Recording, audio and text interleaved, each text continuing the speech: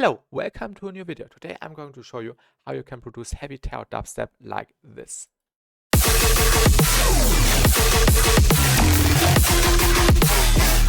Alright, let's jump right into it. It's much more fun playing around with sounds that didn't exist before. So I just sat down and did my own little sound design session for this sound by using this sound right here. It was just a sound I made in phaseplant in a more common way basically. And I threw a bunch of plugins on it, like this one right here, unfiltered audio spec-ups, which makes it completely noisy and basically destroys it. So the input signal isn't actually important for this kind of stuff. You can grab whatever you want. You can just record your voice and use this as an input signal, basically. So this destroys the sound. Then we add the hyper chorus rack with the riot, which just adds additional noise, and also the hyper corpus rack by Virtual Riot, where you can then tweak the parameters and create really interesting sound design sessions or sound design mud pies, which can sound like this basically. This was a recording I did with this technique. I just tweaked the knobs, pressed random a few times. And this is what I then used for the resampling process in the Tearout context. Next step, I grabbed the best bits from the sound design session, which were sounding like this, for example. Really metallic, really beefy and characteristic, a little bit noisy. Also, these waveforms look really cursed. Really fun to mess around with. And this kind of reminds me of some Voltra sound design. I think Voltra uses Razor for the sound design, but this definitely reminded me of this. After selecting these bits, I started with a pattern. For the pattern, I came up with this little riff.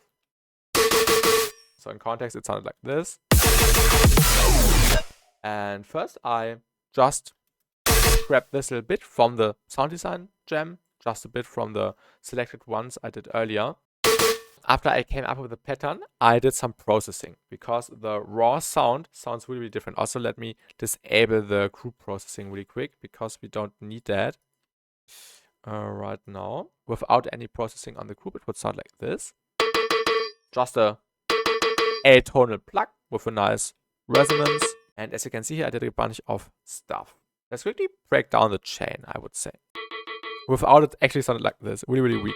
First, I put a frequency shifter on it to just be able to modulate the frequency, just going deeper. Then I've added an EQ to just get rid of all the unnecessary low end and mids.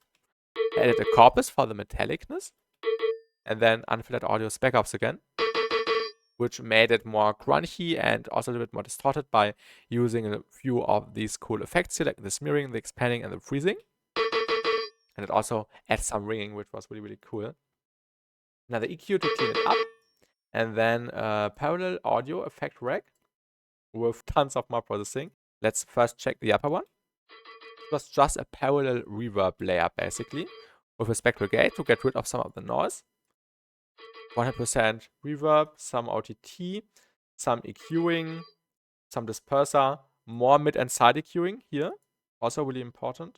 And a transient shaper to just get rid of the transients here.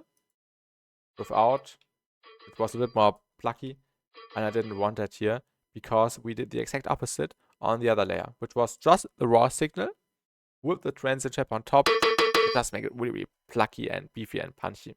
Also make sure to turn on the clipping here. And together it sounds like this.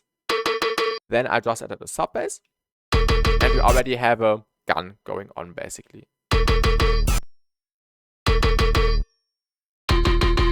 Which was working as a foundation. I also added an additional layer, a tonal layer again, which was this one right here. Really peaky and really resonant as well. And I did some processing here with some reverb, compression, delay, disperser, and some EQing to just get a nice sound here on top. And you can hear the group processing is missing, which we will come back to in a second again.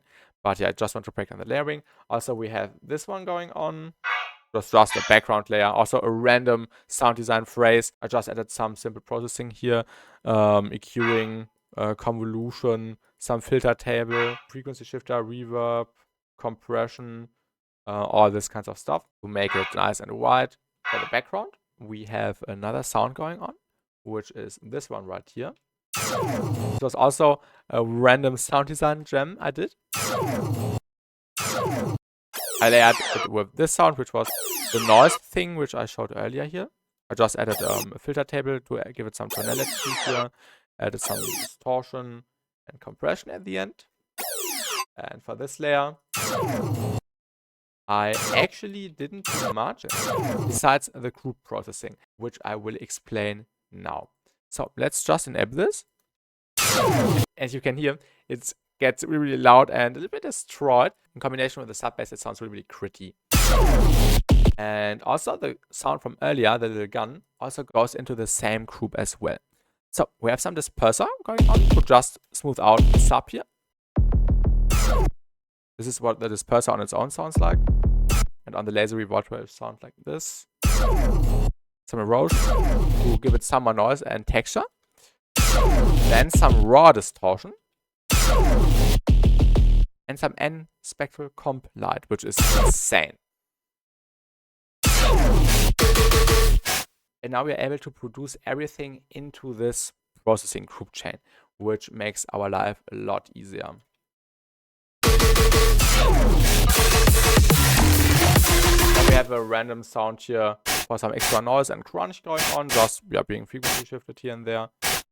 And another cool sound was this one right here, which was also a really weird one. You can see the wave shape here. It was so wrong.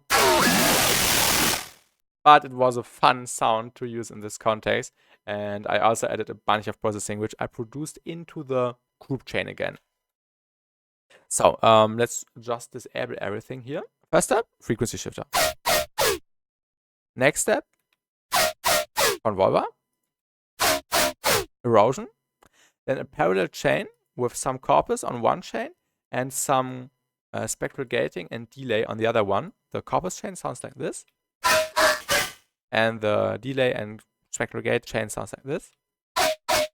And together, really, really, messy. I added a disperser next after the group. It was also moving to detune everything slightly. And then some ring mod, which was crucial for the crunchiness and for the texture of the sound. Then some EQing, get rid of the low end, some compression, some saturation at the end. And this also goes into the same chain with the disperser, the erosion, the raw, and the N spec comp light. Also some noise layer on top.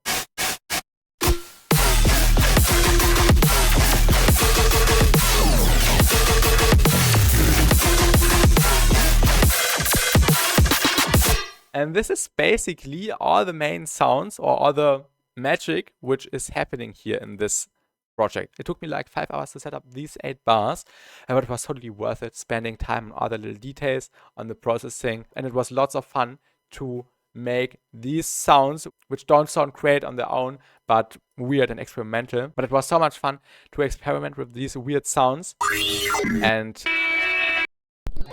make them fit in context. This was really fun and worth it. I can 100% recommend this to you. Just do some random sound designing. It doesn't have to sound good. Just go with the resampling technique, layer stuff and frequency shift stuff, add compression, add distortion, filter table, ring mod, and spec comp light for the compression, spec ops by unfiltered audio for some cool effects. And you have everything to create extremely unique Tearout or dubstep in general, I would say. I hope you enjoyed this little video. I'll definitely include these sounds in a sample pack in the near future. I also mentioned to make a free sample pack for the 2000 subscribers special, so I might include some of these there as well. Let me know in the comments what you think. Thanks for watching and have a good day, and see you in the next video. Goodbye.